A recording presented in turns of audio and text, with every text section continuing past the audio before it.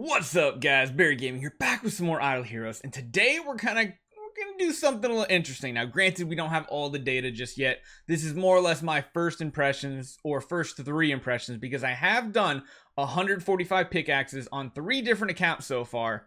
Every single one of them getting to that magic 5-star chest, which is kind of like my benchmark. Now, we all know we're disappointed that you can't get to the sky chest as free to play, unless you're like god tier lucky. But I do want to break it down and see if this event is better than this event over here. I mean, I'm kind of leaning towards it is. I know a lot of people say they have more fun rolling the dice. I personally have more fun doing this one. But we're also going to talk about what DH Games really failed on when it came to this event. So let's jump right into it and let's break it down.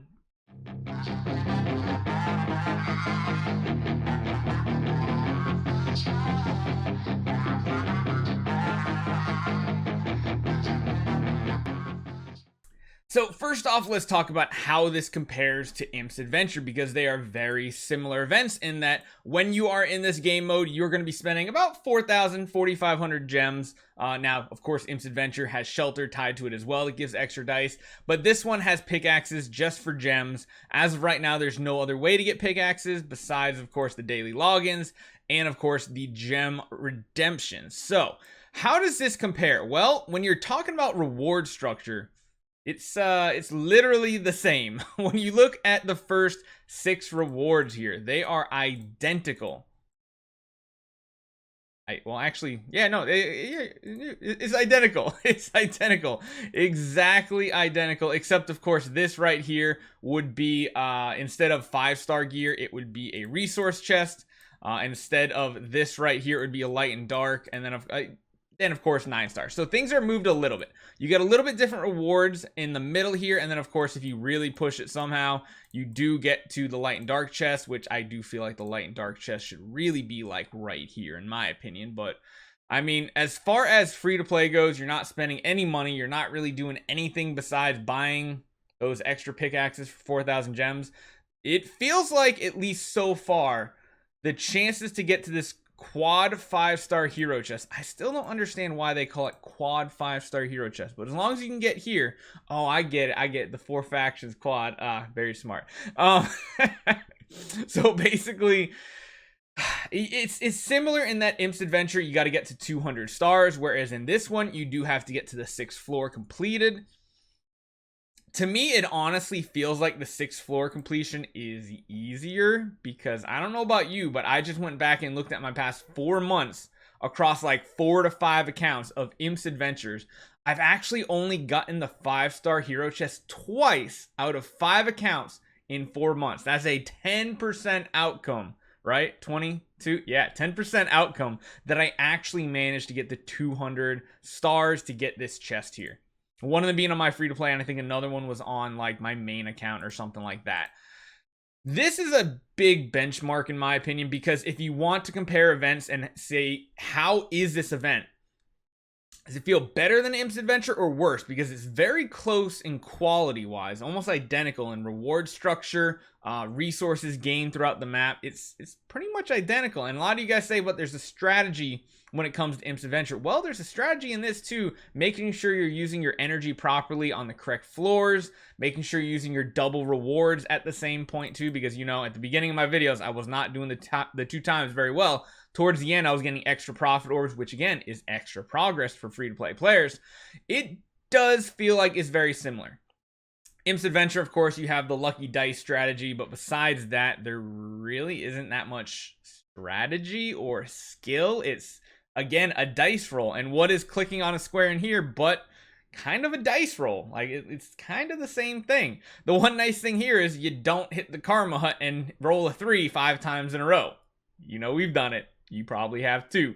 It's a stressful thing, but this one, it's like, oh, I'm not finding, but at least you're getting resources at the same time instead of this stupid hate loop of back and forth between the Karma Hut and 3.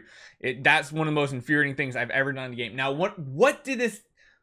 The big thing is, what did they fail in this event? No, it's not that they put a ton of extra rewards way up here in the structure. Tons of 9 stars, 10 stars. Of course, you got the pay-to-win artifact, right? I think I went past it, didn't I? Yep.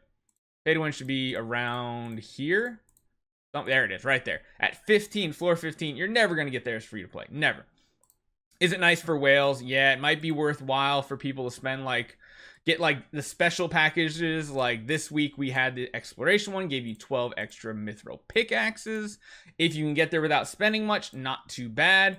But the one that they really dropped the ball on, in my opinion, was putting this first sky chest so far down the list. So let me actually look and see. So what number is that? If this one is 6, 7, 8, 9, 10, 11. Floor 11, unless you are a god at RNG, and you guys saw in our video, sometimes the portal was literally left and right here, and if you pick the right way, you only use like 3 pickaxes on a level, which basically gives you an extra free level of progress.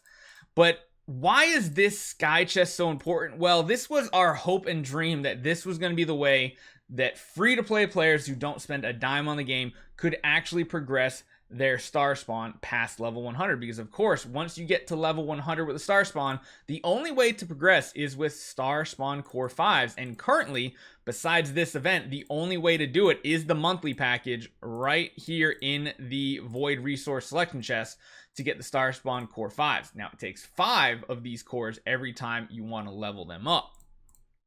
The other problem with this, in my opinion, is that it gives too few. It should give more, in my opinion. And it should give you a chance at the 6s as well. The fact that this chest doesn't have any 6s further punishes people for, of course, not spending money. I do feel like there should never be a part of the game that can be 100% not completable free to play. There should always be a way. Should it take a much longer time than spending?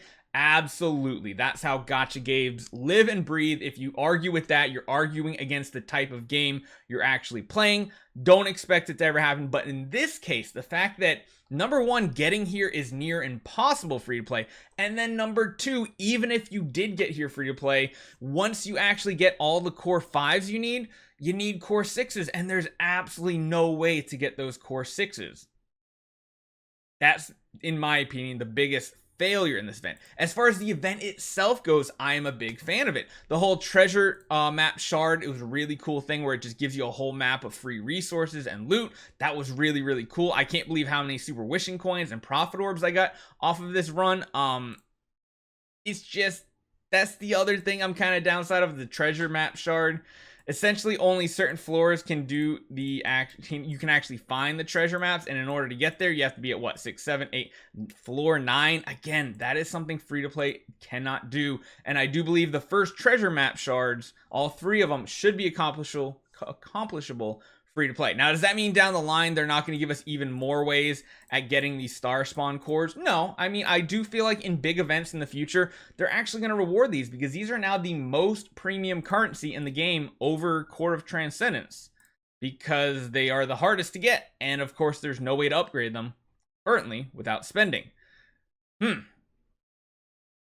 don't know. What do you guys think? In my opinion, that's where the big failure comes in, is the sky chest. Everything else in the event, I'm pretty cool with on both my free-to-play, my low spender, my mid-spender, and my whale accounts. This event feels really good on all of them. It feels better than Imp's Adventure to me. Now, I need your guys' comments. I know there's going to be a lot of hate comments down here, like, Barry, you're being way too positive. I have a realistic outview, I believe, of gacha games and what to expect, especially because pay to win is how the games stay afloat. But I do think free to play should have a path to complete everything that a pay to win can, just of course at a slower pace. And the way they implemented these sky chests is horrible. So let me know what you guys think. Hopefully you guys are going to enjoy this event. Let me know at the end of the week when you used all 145 of your pickaxes.